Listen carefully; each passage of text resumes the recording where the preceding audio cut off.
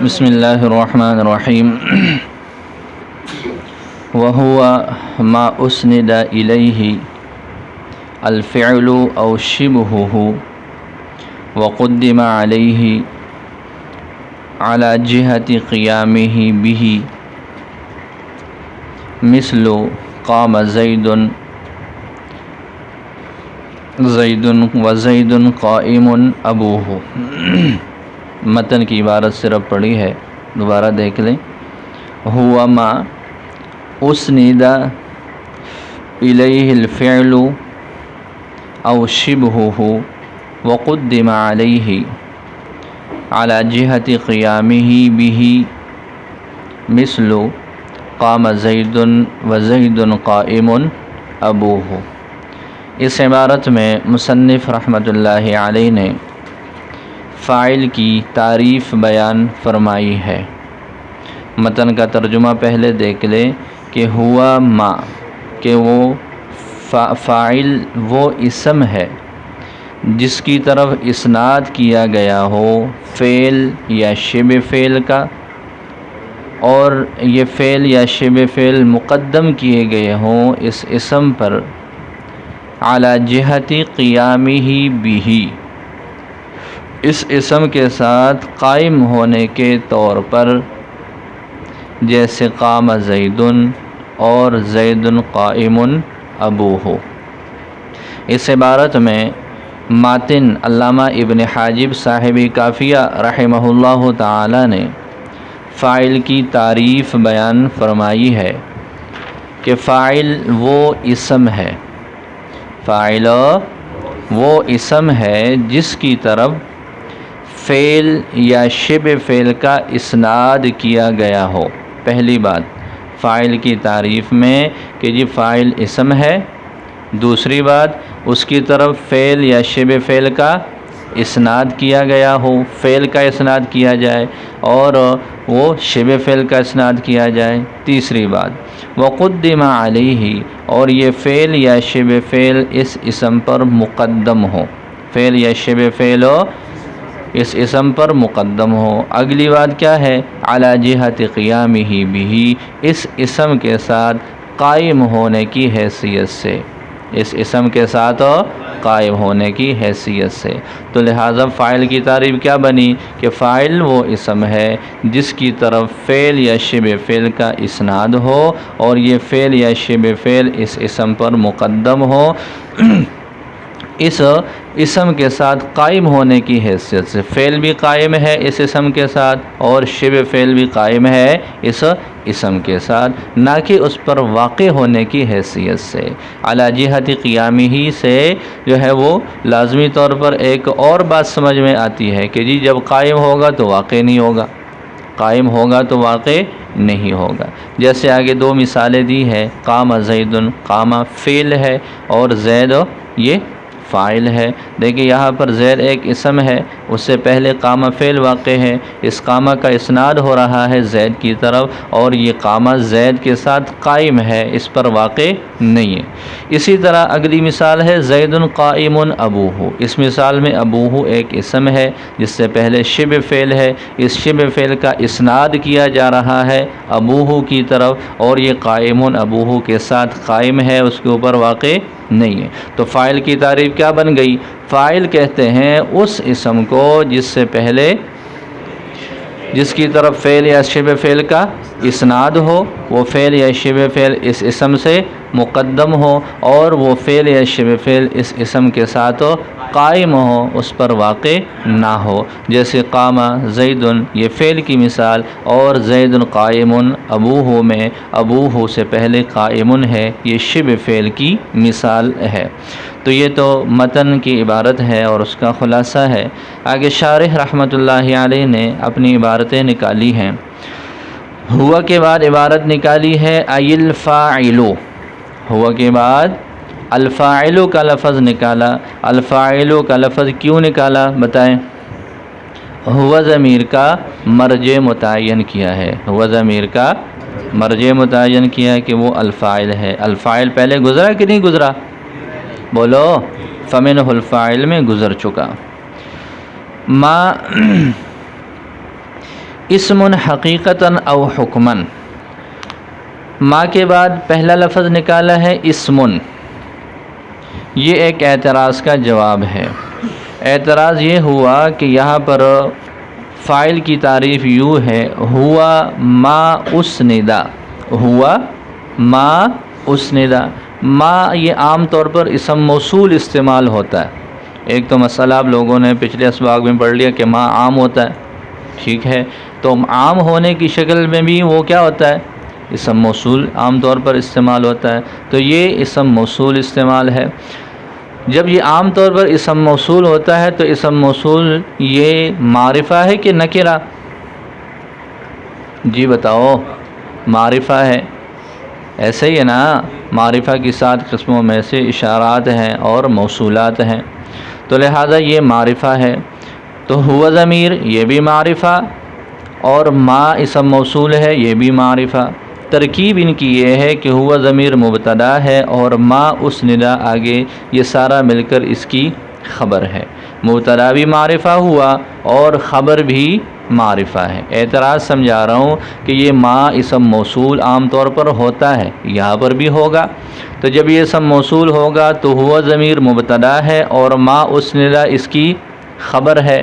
اعتراض یہ ہے کہ مبتدا اور خبر دونوں معرفہ ہوئے، مبتدا اور خبر دونوں، اور جب مبتدا اور خبر دونوں معرفہ ہوں تو درمیان میں ضمیر فصل لائی جاتی ہے، جیسے آپ لوگوں نے پہلے پارے میں پڑھا، اولئک علی ھدی من ربہم واولئک، اولئک مبتدا ہے، المفلحون اس کی خبر ہے، اولئک بھی معرفہ ہے، المفلحون بھی معرفہ ہے، لہذا جب مبتدا اور خبر دونوں معرفہ ہے تو درمیان میں ہم کا لفظ آ گیا، وَأُولَئِكَ ہم المفلحون، تو یہ ہم کیوں ہے؟ دونوں کے درمیان فاصلے کے لیے ہے، فصل کے لیے ہے۔ تو ہوا ضمیر مبتدا وہ بھی معرفہ، ما اسم موصول وہ بھی معرفہ، مبتدا اور خبر جب دونوں معرفہ ہوئے درمیان میں فصل کا ہونا ضروری ہے۔ یہ ایک اعتراض تھا، اس کا شارح نے جواب دیا کہ جی یہ اسمن کے معنی میں ہے۔ کس کے معنی میں ہے؟ اسمن کے معنی میں لینے کا فائدہ کیا ہوا؟ اسمن کے معنی میں لینے کی صورت یہ ہے کہ جی ما یہ کئی طرح سے استعمال ہوتا ہے، اس میں سے ایک ما اسم موصول ہوتا ہے جس کو موصولہ بولتے ہیں، دوسرا ما جو ہے وہ موصوفہ ہوتا ہے۔ کیا ہوتا ہے؟ موصوفہ، ہاں وصف سے ہے۔ تو موصولہ اور موصوفہ میں کیا فرق ہے؟ موصولہ اور موصوفہ میں فرق یہ ہے کہ جب ما موصولہ ہو تو وہ اسم موصول ہوتا ہے، اور جو اگلا جملہ ہوتا ہے یہ اس کے لیے بطور صلہ کے ہوتا ہے اور وہ معرفہ ہے۔ دوسرا ما وہ ہے جو موصوفہ ہو، میم واو صاد واو فا آگے ہا، موصوفہ۔ تو موصوفہ جب ہوتا ہے تو پھر وہاں پر وہ ما معرفہ نہیں ہوتا بلکہ نکرہ ہوتا ہے، تو وہ ما ہوتا ہے موصوفہ، وہ موصوف بن رہا ہوتا ہے، آگے جو جملہ آ رہا ہوتا ہے وہ اس کے لیے بطور صفت کے ہوتا ہے، وہ اس کے لیے بطور صفت کے ہوتا ہے۔ تو یہ ما موصوفہ ہے یا ما کون سا ہے؟ موصولہ ہے۔ اس بات کی سمجھ آ گئی کہ ما موصولہ کا کیا مطلب ہے؟ ایسا ما جو کہ کیا ہو، اسم موصول واقع ہوتا ہے، تو جب اسم موصول ہوگا تو بعد والا جملہ اس کے لیے صلہ ہوگا۔ دوسری صورت ما کی کیا ہے کہ جی ما موصوفہ ہو، موصوفہ کا مطلب یہ ہے کہ جی یہ موصوف واقع ہے اور بعد میں آنے والا جو جملہ ہے وہ اس کے لیے بطور صفت کے ہے۔ اسم موصول وہ معرفہ ہے، ما موصولہ معرفہ ہوتا ہے، اور ما موصوفہ کیا ہوتا ہے؟ نکرہ ہوتا ہے۔ کیا ہوتا ہے؟ نکرہ ہوتا ہے۔ لہذا اسمن کے معنی میں لیا ہے یہاں پر۔ اسمن کے معنی میں لینے سے کیا بات واضح ہو گئی کہ یہاں پر ما اسم موصول نہیں بلکہ ما کون سا ہے؟ موصوفہ ہے۔ لہذا یہ جو بعد کا جملہ ہے اسند الیہ الفعل او شبہہ، اب یہ اس ما کے ساتھ کیسے جڑے گا؟ بطور صفت کے۔ کیسے؟ بطور صفت کے۔ بات سمجھ آ گئی؟ لہذا جب ما اسمن کے معنی میں ہوا تو یہ تو نکرہ بن گیا۔ کیا بنا؟ نکرہ۔ تو اب وہ جو اعتراض وارد ہوا تھا کہ جی مبتدا اور خبر دونوں معرفہ ہیں، درمیان میں فصل کا ہونا ضروری ہے، اب وہ اعتراض رہا اب وہ اعتراض ختم ہو گیا، اس لیے کہ ہوا ضمیر معرفہ ہے اور ما جو ہے یہ نکرہ ہے، یہ معرفہ نہیں ہے۔ جی اعتراض سمجھ آ گیا؟ کیا ہے کہ جی ہوا بھی معرفہ اور ما بھی معرفہ، درمیان میں فصل کا ہونا ضروری ہے۔ اس کا جواب اسمن کے لفظ سے دیا کہ ما یہاں پر معرفہ نہیں بلکہ ما یہاں پر نکرہ ہے، لہذا مبتدا معرفہ اور خبر نکرہ، درمیان میں فصل لانے کی ضرورت نہیں۔ اگلی بات دیکھیں، آگے عبارت نکالی ہے حقیقتاً او حکماً لیدخل فیہ مثل قولہم اعجبنی ان ضربت زیداً۔ یہ اعتراض بھی اس کو جو ہے ذکر کیا ہے اور اس کا جواب بھی ذکر کیا کہ آپ نے کہا کہ ما سے مراد کیا ہے؟ اسمن ہے۔ ما سے مراد نتیجہ کیا نکلا؟ فاعل کی تعریف یہ ہو جائے گی کہ یہ فاعل وہ اسم ہے، فاعل وہ اسم ہے جس کی طرف فعل یا شبہ فعل کا اسناد ہو، تو گویا کہ آپ نے اسمن کا لفظ نکال کر فاعل کو خاص کر لیا، کس کے ساتھ؟ اسم کے ساتھ۔ ٹھیک ہے، اب یہ ایک مثال ہے، عرب لوگ اس کو بولتے ہیں اور اس کی طرح اور بھی بولتے ہیں، اعجبنی ان ضربت زیدن۔ اعجبنی، اس مثال کو دیکھیں، اعجب فعل ہے، نون وقایا ہے، یا مفعول بھی ہے، آگے ضربت زیدن یہ اعجبہ کا فاعل ہے، ضربت زیدن یہ اعجبہ کا فاعل ہے۔ اب دیکھیں ضربت زیدن تو پورا جملہ ہے، ضربت زیدن تو پورا آپ نے فاعل کی تعریف کی کہ یہ فاعل وہ اسم ہے جس کی طرف اسناد ہو، تو اس مثال میں تو ضربت زیدن فاعل واقع ہے لیکن یہ تو اسم نہیں ہے، تو گویا کہ آپ کی تعریف جامع نہیں ہے اپنے تمام افراد کو۔ ضربت زیدن یہاں فاعل واقع ہے اور آپ کی تعریف اس کے اوپر صادق نہیں آ رہی، تو آپ کی تعریف کیا نہیں ہے؟ جامع نہیں ہے، اپنے تمام افراد کو جمع اس نے نہیں کیا۔ اس کا جواب دیا ان دو لفظوں سے کہ حقیقتاً او حکماً، اسم عام ہے، اسم چاہے وہ حقیقتاً اسم ہو، ظاہری اس کی شکل اور اس کی حقیقت مکمل اسم ہو، دوسری صورت یہ ہے کہ وہ حکماً اسم ہو۔ حکماً اسم کا مطلب یہ ہے کہ ظاہری طور پر اپنی شکل کے اعتبار سے تو وہ اسم نہیں ہے، اسم کی کوئی علامت اس میں نہیں ہے، لیکن یہ ہے کہ حکم کے اعتبار سے، حکماً معنوی اعتبار سے وہ اسم ہے۔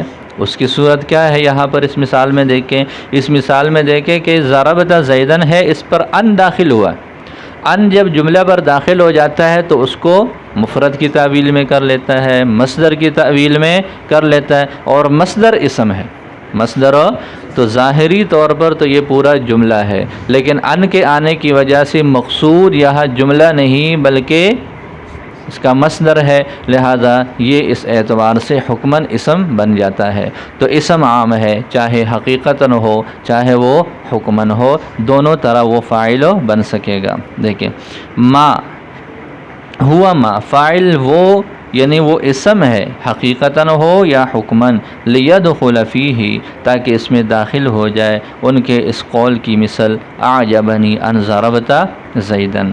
آگے اگلا لفظ ہے اسند الیہ الفعل، جس کی طرف فعل کا اسناد کیا گیا ہے، بالاصالۃ لا بالتبعیۃ لیخرج عن الحد توابع الفاعل۔ یہاں سے بھی ایک اعتراض کو حل فرمایا ہے۔ فاعل کی تعریف کیا کی ہے کہ فاعل وہ اسم ہے جس کی طرف فعل یا شبہ فعل کا اسناد ہو، وہ فعل یا شبہ فعل اس سے مقدم ہو، ان کے ساتھ قائم ہو اور اس کے اوپر واقع نہ ہو، لہذا آپ یوں کہتے ہیں کہ قام تقی و زیارت ہے، قام تقی و تقی کھڑا تھا، اکیلے کھڑا تھا، تو لہذا یہ اس کو وحشت محسوس نہ ہو تو ہم نے کیا کر دیا، ساتھ میں زیارت خان کو بھی کھڑا کر لیا۔ اب یہ دیکھیں دو لفظ ہیں، تقی اور زیارت۔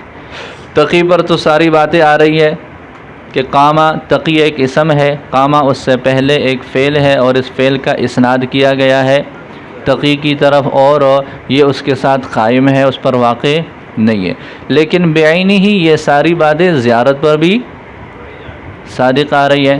کیسے کہ جی زیارت ایک اسم ہے، ایک علم ہے، ایک نام ہے، اس سے پہلے کیا ہے؟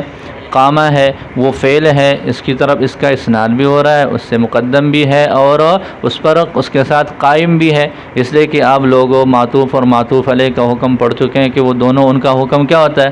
ایک ہوتا ہے۔ تو جو فاعل کی ساری باتیں ہیں وہ زیارت پر بھی صادق آ رہی ہے، حالانکہ یہ فاعل نہیں بلکہ فاعل کا تابع ہے، یہ فاعل نہیں ہے بلکہ فاعل کا تابع ہے، تو آپ کی تعریف اب کیا نہ رہی؟ مانع نہ رہی۔ کیا نہ رہی؟ مانع نہ رہی۔ مانع کیسے نہ رہی؟ کہ یہ زیارت جو لفظ ہے اس مثال میں یہ تو فاعل نہیں ہے، یہ تو فاعل کا تابع ہے، لیکن آپ کی جو تعریف ہے فاعل والی وہ مکمل طور پر فاعل کی تعریف میں آپ لوگوں نے کتنی باتیں پڑھی ہیں؟ 3۔ اسم سے پہلے فعل ہو، وہ فعل اس کی طرف مسند ہو اور وہ فعل اس کے ساتھ قائم ہو، یہ تینوں باتیں۔ اب یہ جو معطوف ہے اس کے اوپر جو تابع ہے اس کے اوپر صادق آ رہی ہے، جبکہ یہ حقیقت میں فاعل نہیں ہے بلکہ یہ تو تابع ہے، تو آپ کی تعریف مانع نہیں ہے دخول غیر سے۔ اس کا جواب دیا کہ جی جس کی طرف فعل کا اسناد ہو، لیکن اسناد کی پھر 2 شکلیں ہیں، ایک ہے کہ اصلاً ہو، دوسری صورت یہ ہے کہ تبعاً ہو۔ اسناد کی 2 شکلیں ہیں، اصلاً اور یہاں پر مراد اصلاً ہے، تبعاً نہیں ہے۔ اور اس مثال میں ہم کہتے ہیں قامہ زید و عمر، عمر کی طرف جو قامہ کا اسناد ہے یا جو مثال آپ کو سمجھائی، اس میں زیارت کی طرف جو کیا ہے اسناد ہے، یہ اسناد اصلاً نہیں بلکہ یہ اسناد تبعاً ہے، لہذا یہ اس میں شامل نہیں ہے۔ دیکھیں بات سمجھ آ گئی؟ اسند الیہ الفعل بالاصالۃ لا بالتبعیۃ، فعل کا اسناد کیا گیا ہو اس کی طرف اصلاً نہ کہ تبعاً، اصلاً اسناد ہو نہ کہ تبعاً ہو، تاکہ اس تعریف سے فاعل کے توابع نکل جائیں، تاکہ اس تعریف سے فاعل کے توابع پر وہ ساری باتیں ثابت آ رہی ہیں، صرف ایک فرق ہے کہ توابع یہ تبعاً ہے اور جو فاعل ہے وہ اصلاً ہے، لہذا اس سے یہ خارج ہیں۔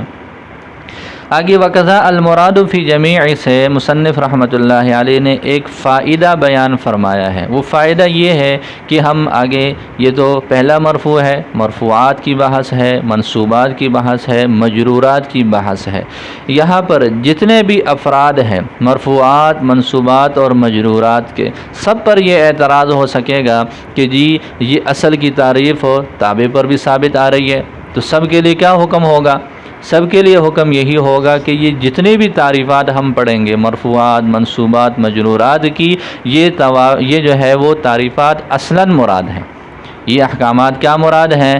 اصلاً مراد ہے، تبعاً مراد نہیں ہے، لہذا جتنے بھی ہیں مرفوعات، منصوبات، مجرورات، ان کے توابع خارج ہیں، ان کے توابع کو ہم ابھی سے خارج کر رہے ہیں، وہ ان تعریفات میں شامل نہیں ہے۔ کیوں شامل نہیں ہے؟ کہ جی آگے مستقل طور پر ماتن نے اس کو ذکر کیا ہے، آگے ماتن نے ان کو مستقل طور پر ذکر کیا ہے، لہذا اب یہاں ان تعریفات میں ان کو شامل کرنے کی کوئی ضرورت نہیں ہے۔ جب آگے مستقل بحث آ رہی ہے تو وہاں پر اس کی بحث کو جو ہے وہ کر لیا جائے گا، یہاں پر ہر تابع کے ہر جو ہے وہ اصل کے ساتھ وہ ذکر کرنے کی ضرورت نہیں ہے۔ دیکھیں وقضا المراد، اسی طرح مراد فی جمیع حدود المرفوعات والمنصوبات والمجرورات، تمام مرفوعات، منصوبات اور مجرورات کی تعریفات میں غیر التابعی، تابع کے علاوہ مراد ہے، بقرینۃ ذکر التوابع بعدہا، توابع کا ان کے بعد ذکر کرنے کے قرینہ کے ساتھ، چونکہ بعد میں ذکر ہے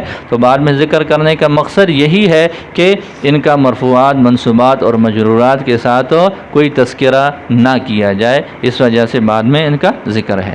جی بات سمجھ آ گئی؟ تو لہٰذا یہ آپ لوگوں نے تعریف پڑھ لی کہ جی ماں سے کیا مراد ہے اور پھر اس پر جو باتیں آ رہی ہیں۔ اس کے بعد اگلا لفظ ہے او شبہ، یہاں تک بات سمجھ آ گئی ہے؟ بولو آگے چلیں۔ او شبہ، فعل مقدم ہو یا اس کا شبہ مقدم ہو، یا اس کا کیا ہو؟ شبہ۔ شبہ سے کیا مراد ہے؟ آگے ماتن شارح نے اس کی وضاحت فرمائی ہے، شبہہ کی قید کا فائدہ یہ ہے وَإِنَّمَا قَالَ ذَلِكَ، یہ درمیان میں 2-3 لفظ چھوڑ کے آگے دیکھیں، وَإِنَّمَا قَالَ ذَلِكَ، ماتن نے اور شبہہ کا لفظ کہا ہے لیتناولا، تاکہ یہ تعریف شامل ہو جائے اسم فاعلہ، اسم الفاعلی وصفت المشبہتی والمصدری واسم الفعلی وافعال التفضیل والظرف، تاکہ یہ تعریف شامل ہو جائے اسم فاعل، صفت مشبہ، مصدر، اسم فعل، افعال التفضیل اور ظرف کے فاعل کو۔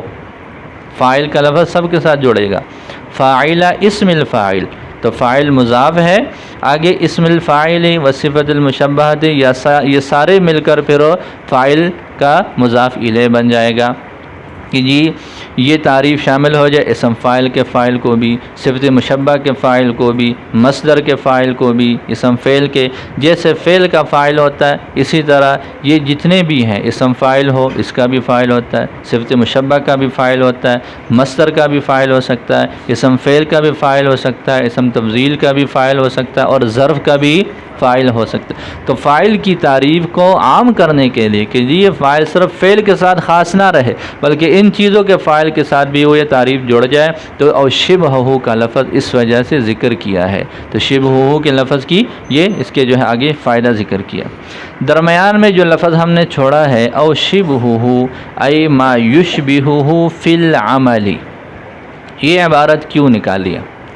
یہ عبارت کیوں نکالی ہے؟ شبہہ، یہ آپ لوگ ایک جو ہے وہ اصطلاح پڑھ جو کہ مشبہ اور مشبہ بھی، مشبہ اور مشبہ بھی۔ مشبہ کس کو بولتے ہیں؟ جس کو تشبیہ دی جا رہی ہے، اور مشبہ بھی کس کو کہتے ہیں؟ جس کے ساتھ تشبیہ دی جا رہی ہے۔ بیٹھ جاؤ تقی۔ مشبہ کس کو بولتے ہیں؟ جس کو تشبیہ دی جا رہی ہے، جس کو جو ہے وہ ایک جیسا قرار دیا جا رہا ہے اور جس کے ساتھ اس کو جوڑا جا رہا ہے وہ مشبہ بھی ہے۔ جیسے آپ کیا کہتے ہیں، کیا مثال دیتے ہیں اس کی؟ ہیں تشبیہ کی کیا مثال لیتے ہیں؟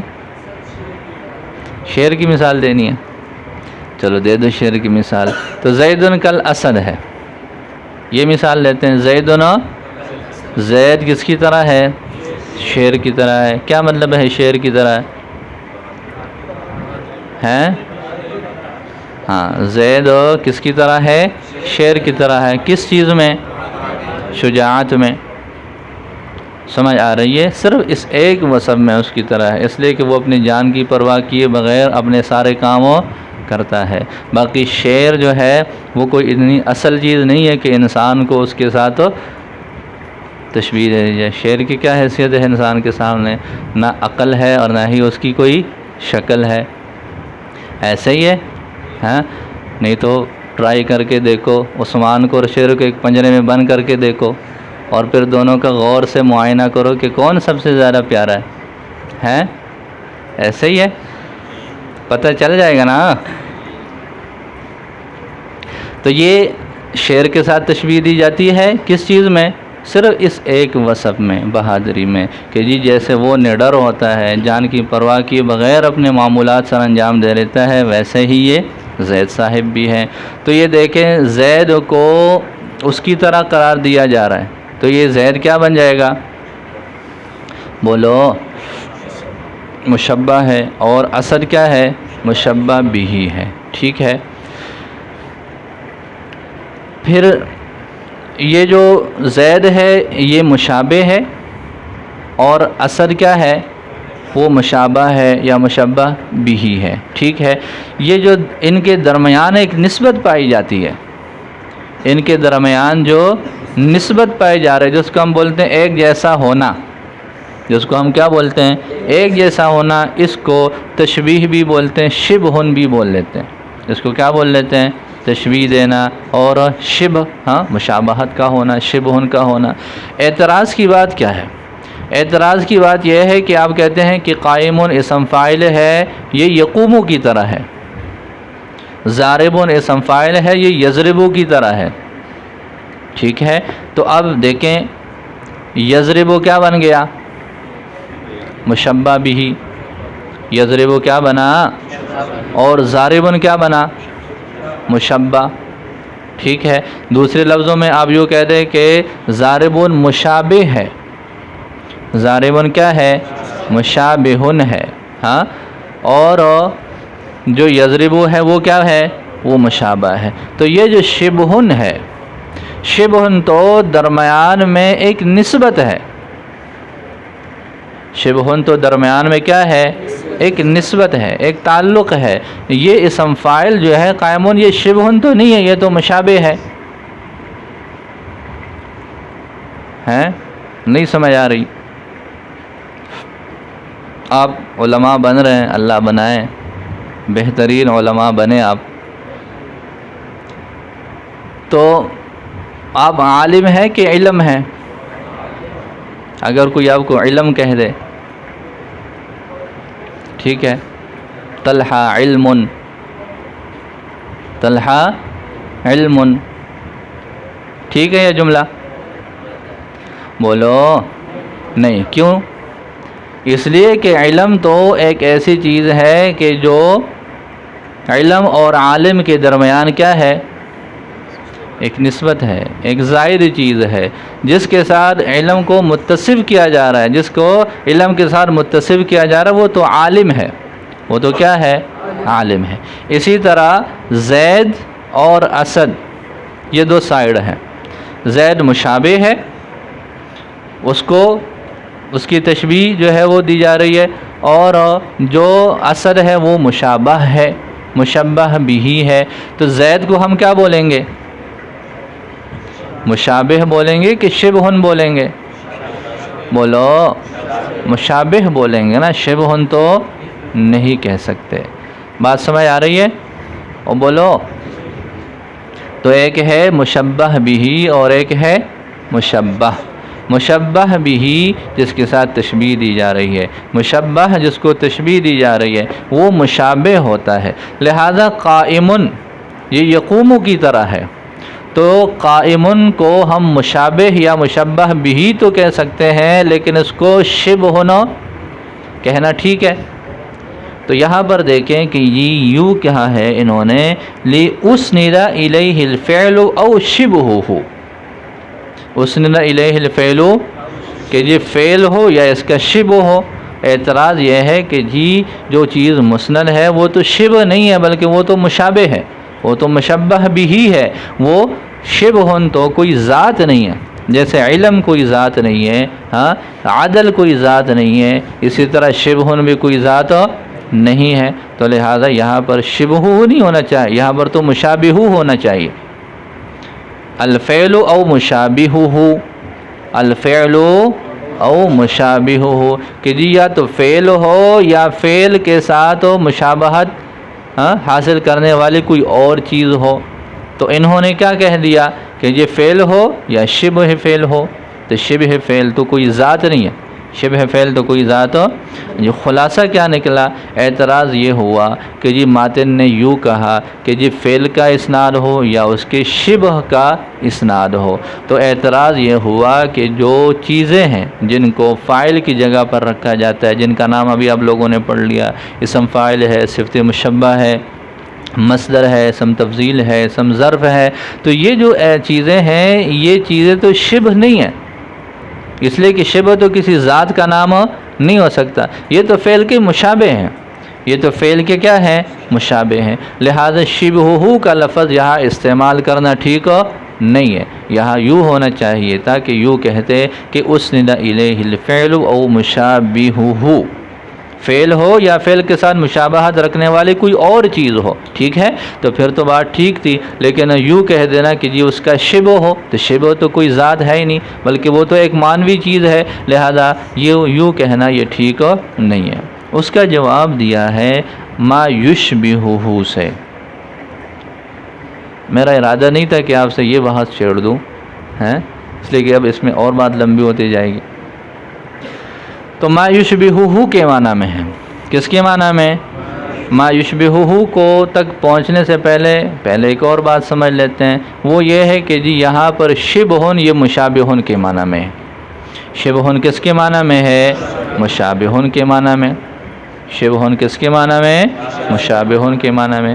جب یہ مشابہن کے معنی میں ہو گیا تو یہ کیوں ہوا، اس کی کیا دلیل ہے؟ تو آپ لوگوں نے یہ مسئلہ پڑھا ہوا ہے کہ جو مصادر ہیں، شبہن ایک مصدر ہے، یہ مصدر کبھی تو مبنی للفاعل ہوتے ہیں، کبھی یہ مبنی للمفعول ہوتے ہیں، کبھی یہ مبنی للفاعل ہوتے ہیں اور کبھی یہ مبنی کیا مطلب ہے اس کا؟ الضرب ایک مصدر ہے، النصر ایک مصدر ہے، تو کبھی موقع محل کے اعتبار سے نصر ہوتا ہے، النصر ہوتا ہے، وہ ناصرن کے معنی میں ہوتا ہے، کبھی موقع ہوتا ہے النصر کو منصورن کے معنی میں لے لیتے ہیں۔ تو اگر ہم النصر کو ناصر کے معنی میں لیتے ہیں تو اس کو یوں کہہ لیتے ہیں کہ جی یہ مصدر ہے، مبنی للفاعل ہے، مبنی للفاعل ہے۔ کبھی ایسا ہوتا ہے کہ النصر کو ہم منصورن کے معنی میں لیتے ہیں، تو اس وقت کیا کہا جاتا ہے کہ جی یہ مصدر ہے اور یہ مبنی للمفعول ہے، یہ مبنی للمفعول ہے۔ تو یہ ایسے ہوتا ہے، مصادر میں یہ بات چلتی رہتی ہے کہ لفظ ہوتا ہے مصدر کا، لیکن معنی اس کا یا تو اسم فاعل والا لیا جاتا ہے یا پھر اسم مفعول والا۔ تو وہ فرماتے ہیں کہ جی یہاں پر شبہن یہ مصدر ہے لیکن یہ مشابہن کے معنی میں ہے، اسم فاعل کے معنی میں ہے، لہٰذا وہ بات کیا ہو جائے گی؟ ختم ہو جائے گی۔ سمجھ آ رہی ہے کہ جی یہ مصدر ہے، یہ تو محض ایک معنی ہے، یہ مشابہ کے لیے تو اس کا استعمال نہیں ہو سکتا۔ ابھی تک بات سمجھ آ گئی؟ پہلا اعتراض کیا تھا کہ جی شبہن کی دلالت تو ذات پہ نہیں ہے، یہ تو ایک معنوی چیز ہے، جبکہ مشابہت اختیار کرنے والی جو چیزیں ہیں وہ شبہ نہیں ہے بلکہ وہ مشابہ ہے۔ اس کا آپ لوگوں نے جواب پڑھ لیا کہ شبہن ایک مصدر ہے اور یہاں پر یہ مبنی للفاعل ہے، یہ یہاں پر اسم فاعل یعنی مشابہن کے معنی میں ہے۔ جی یہ بات سمجھ آ گئی؟ دوسری بات یہ ہے کہ جی مشابہن اسم فاعل ہے، مشابہن کیا ہے؟ اسم فاعل صیغہ صفت ہے۔ یہ مسئلہ پہلے بھی آپ لوگ پڑھ چکے ہو المرفوعات کے ضمن میں کہ المرفوعات صیغہ صفت ہے، تو صیغہ صفت کا کیا نتیجہ نکلنا چاہیے کہ جب یہ صفت ہے تو اس کا کیا ہونا چاہیے؟ موصوف بھی ہونا چاہیے۔ جب یہ صفت ہے تو ان کا موصوف بھی ہونا چاہیے، لہذا وہ موصوف وہاں پر المرفوعات سے پہلے کیا نکالا تھا؟ الاسماء کا لفظ نکالا تھا۔ اسی طرح یہاں پر بھی جب ہم شبہن کو مشابہن کے معنی میں لے تو مشابہن تو ایک صیغہ صفت ہے، اس کو بھی موصوف چاہیے، اس کو بھی کیا چاہیے؟ موصوف چاہیے۔ تو وہ موصوف نکالا انہوں نے ما کے لفظ سے۔ کس کے لفظ سے؟ ما کا لفظ ذکر کیا، ما، ٹھیک ہے۔ اور پھر مشابہن کو اسم فاعل کے معنی میں جو ہے وہ یشبہہ کے معنی میں یہ جو ہے وہ لیا ہے، اس کو مضارع جو ہے اس کو لیا ہے۔ بس اتنی بات سمجھ لو، بہت ہے۔ تو کیا نتیجہ نکلا؟ بتاؤ، شاباش۔ شبہن کے لفظ سے اعتراض ہوا کہ شبہن تو ذات نہیں ہے بلکہ جو چیزیں فعل کی طرح ہیں وہ ذات ہیں، لہذا کہہ دیا کہ جی شبہن مصدر ہے، کس کے معنی میں ہوا؟ مشابہن کے معنی میں ہو جائے گا۔ پھر جب یہ مشابہن کے معنی میں ہوا تو پھر اعتراض کیا ہوا کہ مشابہن تو صیغہ صفت ہے، اس کو تو موصوف چاہیے، تو موصوف کے لیے پھر کیا نکالا؟ ما کا لفظ نکالا، اور پھر ایسے کیا کہ مشابہن کو کس کے معنی میں لیا؟ مشابہن کو کس جگہ پر استعمال کیا؟ یشبہہ کو۔ کس کو استعمال کیا؟ اسم فاعل کا، اور جو مضارع ہے ان کا معنی ایک جیسا ہوتا ہے، اسم فاعل کا اور مضارع کا معنی وہ قریب قریب ہے بہت زیادہ، اس وجہ سے اس کی جگہ پر اس کو استعمال کیا ہے۔ جی دیکھو، شبہہ ای ما یشبہہ، ٹھیک ہے، جو اس کے ساتھ کیا ہے؟ مشابہت رکھے۔ اب مشابہت فعل کے ساتھ اس کی تو کئی صورتیں، فعل کے اندر کون کون سی باتیں پائی جا رہی ہیں؟ مصدری معنی ہے اس کے اندر، فعل کی ایک خاص شکل و شباہت ہے، ہاں، فعل کا عمل ہے، سمجھ آ رہی ہے؟ فعل کے اندر کتنی باتیں ہیں؟ ایک تو اس کے اندر مصدری معنی، ایک اس کے ایک مخصوص شکل ہے، اسی طرح فعل کا کیا ہے؟ عمل ہے، اور بھی بہت ساری باتیں ہیں فعل کے اندر جو موجود ہے۔ تو کس بات کے ساتھ یہ چیزیں اس کے ساتھ مشابہ ہیں؟ تو فرمائے فی العملی، وجہ شبہ کیا ہے؟ فی العمل، کہ عمل جس طرح فعل اگر وہ لازمی ہو تو صرف فاعل کو رفع دیتا ہے، اگر وہ متعدی ہو تو کیا کرتا ہے؟ فاعل کو رفع اور مفعول کو نصب، تو یہی کام یہ ساری چیزیں کرتے ہیں۔ اسم فاعل ہے، صفت مشبہ ہے، مصدر ہے، اگر یہ لازمی ہے تو یہ صرف فاعل کو رفع دیں گے، اگر یہ متعدی ہے تو پھر کیا کریں گے؟ فاعل کو رفع بھی دیں گے۔ اور تو وجہ شبہ کیا ہے؟ ان چیزوں کو فعل کے ساتھ مشابہت ہے کس بات میں؟ تو فرمائے کہ فی العمل، دیکھیں ای ما یشبہہ فی العمل، یعنی وہ چیزیں جو فعل کے ساتھ مشابہت رکھتے ہیں، کس میں؟ فی العمل۔ وانما قال ذلک، اور بے شک یہ بات کہی ہے، لیتناول، تاکہ یہ تعریف شامل ہو جائے، فاعل اسم الفاعل، اسم فاعل کے فاعل کو، اور صفت مشبہ، مصدر، اسم فعل، اسم افعال التفضیل اور ظرف کے فاعل کو۔ جی پتہ چلا؟